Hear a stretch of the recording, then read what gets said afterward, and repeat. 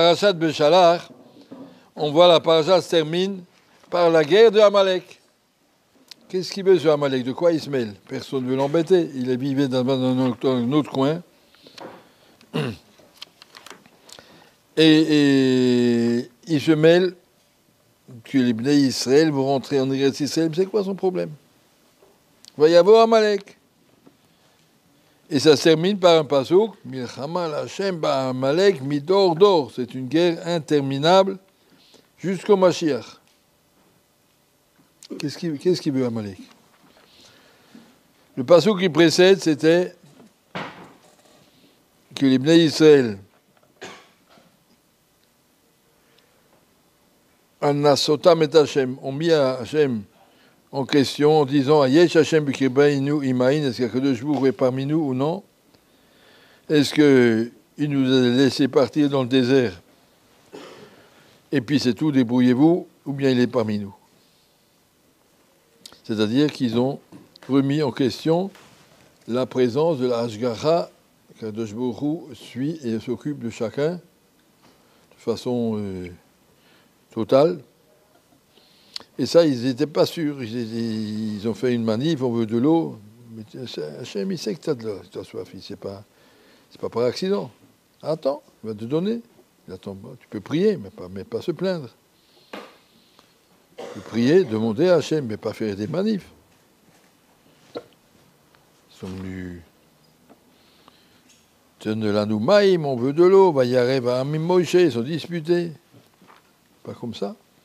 Quelqu'un a un problème, difficulté, peut-être à Kadosh Baruch Hu que tu pries, alors tu pries. Mais pas remettre en question la Hashgachat Hashem. Il va y avoir Amalek. Amalek, il vient lorsque le Ham Israël a perdu un petit peu la présence de ce qui s'appelle Hashgacha pratique. Le Ham Israël, il pense qu'il peut se débrouiller tout seul. Nous avons une armée invincible, la meilleure armée du Moyen-Orient, la 4e plus forte armée du monde. Et Akadosh Baruch Hu, il envoie Amalek, ici sous la forme de Hamas, peu importe, il envoie Amalek pour nous montrer, arrêtez de vous croire que vous pouvez vous débrouiller sans Akadosh Baruch Hu. Celui qui veut vivre avec l'Hashgacha, on vit avec Hachem. Amalek est celui qui essaye de décrocher l'Am Israël de cette émouna. Vous vivez, Akadosh Baruch Hu est en haut, et vous êtes en bas, vous vous débrouillez sans Hachem. Il ne veut pas qu'il y ait une Hashgacha, il ne veut pas qu'il y ait une présence d'Hachem dans le monde. Il veut que le monde il se déroule tout seul. Akadosh Baruch Hu a créé le monde. Et puis après, débrouillez-vous, amusez-vous. Ça, c'est la Hashgacha d'Amalek, qui est son nom de Esav. Et Esav avait refusé la Kehuna pour pouvoir avoir des lentilles. Olamazé, pas seulement l'Olamba. L'Olamba n'intéresse pas tellement. Ce qui intéresse, c'est Olamazé. Et la présence d'Hachem dans le monde qui vient assurer que les Bnei Israël suivent son chemin, ça l'embête. Amalek est celui qui veut détacher les gens de la Hashgacha. Akadosh Baruch Hu nous surveille, nous protège, il est avec nous, il est derrière nous, il nous punit quand on fait des bêtises, il nous récompense quand on fait du bien. Comme dit le Ramban à la fin de Parashat Bo, Akadosh Baruch Hu est là de façon concrète. Et Amalek, il ne veut pas. Il va y avoir Amalek, va y lachem im Israël.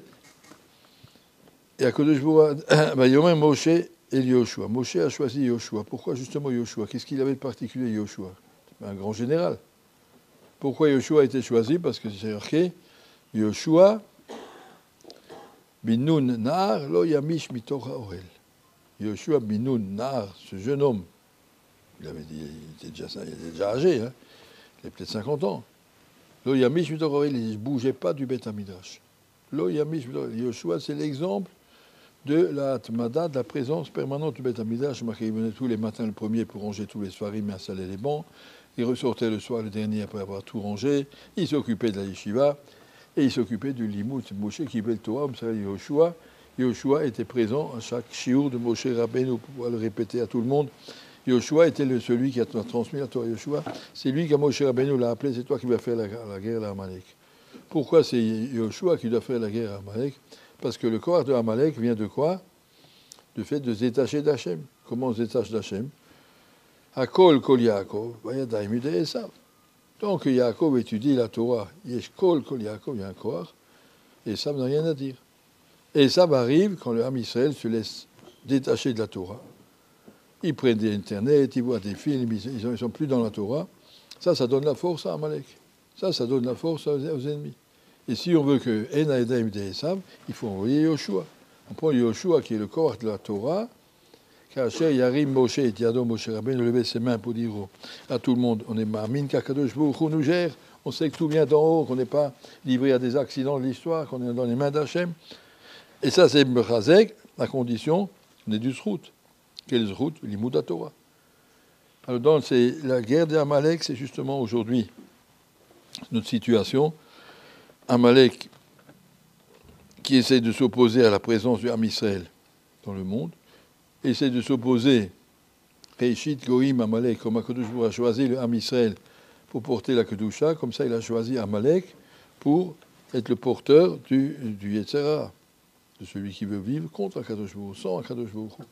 Et nous, qu'est-ce qu'on doit faire? Prendre Yoshua, le Limud de la Torah, le Koach de la Torah dans l'Am Israël, c'est tout ce qui peut ramener la Shrina dans ce monde. Si on veut que l'Am Israël vive avec la Emouna, il faut qu'il y ait beaucoup de Torah. Et pour qu'il y ait beaucoup de Torah, il faut qu'il y ait des Bachurim qui viennent et ils étudient. Et pas croire que ça va s'engager tout seul, on a des armées, on a des soldats. On tourne rond, on n'arrive à rien. La seule chose qui va servir, si nous, de notre côté, on va ramener plus de Torah dans l'Am Israël, que la Torah est devenue plus importante, la Tuile est devenue plus importante, alors là, je peut revenir dans l'Am Israël. Toute la guerre de Amalek est toujours pour ça. C'est marqué dans le Pasuk, Kol Kol Yaakov et Daim de Esav. Dès que la Torah baisse dans l'Am Israël, la Kadosh Baruch Hu envoie Esav. Et pour Kacher Yarim Moshe et Yado, quand Moshe Rabbeinu lève ses mains, alors l'Am Israël, le Gabarit Israël. Ça, c'est ce qu'il faut. Lever ses mains vers Kadosh Baruch Hu, comprendre qu'on vit dans la Hashgacha, on ne vit pas par hasard. Kadosh Baruch Hu est avec nous dans chaque pas. Et comme ça, on va réussir. J'ai entendu hier un chauffeur de taxi m'a expliqué, monsieur, pas un grand Talmid Chacham, mais un très joli rayon. C'est marqué dans la Gemara, dans Ta'anit, je crois. S'il y a 2 gouttes de pluie, chaque goutte de pluie, Akadosh Baruch Hu lui a mis un autre itinéraire. Si 2 gouttes de pluie se touchent, le monde sera détruit. Ça veut dire quoi, il m'a dit? Ça peut faire, ça va détruire le monde s'il y a 2 gouttes qui se touchent. Ça peut faire. Il a dit que si le monde était livré à des hasards, quand il pleut, il y a des milliards de gouttes, c'est sûr qu'ils vont se toucher de tous les côtés. Si tu peux penser que 2 gouttes ne vont pas se toucher, c'est parce qu'Akadosh Baruch Hu, il accompagne chaque goutte. Et si tu crois qu'Akadosh Baruch Hu peut faire ça, qu'aucune goutte ne touche l'autre, là tu peux croire qu'Hachem peut créer le monde, que le monde existe. Mais si tu crois que le monde est livré à des hasards, et que les gouttes se touchent, et puis que le monde ne pourrait pas tenir pas une seconde. Il y a tellement de Hashgacha dans le monde. Comment ça se fait qu'un homme puisse respirer et marcher sans tomber et digérer et tout tellement de choses. La Kadosh Baruch Hu est présent dans chaque chose. Chaque petit brin d'herbe pour qu'il pousse, chaque feuille pour qu'il pousse, il y a marqué qu'il y a 2 malachim qui le tirent. Il faut toute cette bria que Kadosh Baruch Hu a créée, bria extraordinaire de tous les côtés, des milliards de composants de tous les côtés qui doivent se tenir un briquet dans l'autre. Si tu crois qu'Akadosh Baruch Hu gère tout ça, ça va. Mais si tu crois que les gouttes de pluie peuvent se toucher, tout est par hasard, tout est n'importe comment, le monde il serait détruit. Pour que le monde tienne, parce que tu es Ma'amin, qu'Akadosh Baruch Hu est là derrière chaque chose, ça doit être notre émouna. Merci.